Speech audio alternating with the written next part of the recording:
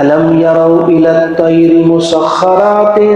في جو السماء ما يمسكهن إلا الله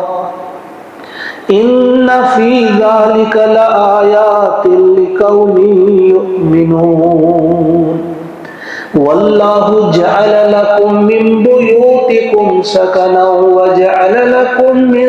جلود الأنعام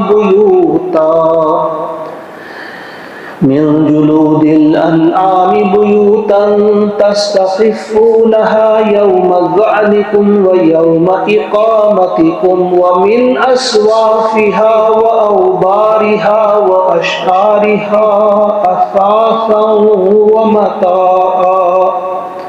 أثاثا ومتاعا إلى حين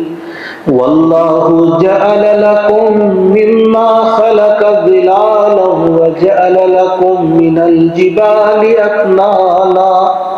وجعل لكم سرابيل تقيكم الحر وسرابيل تقيكم بأسكم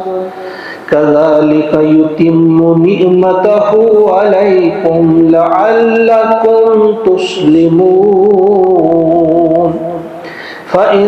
تولوا فإنما عليك البلاغ المبين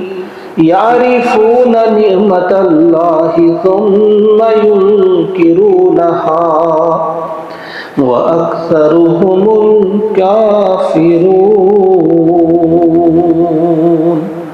آمنت بالله صدق الله العظيم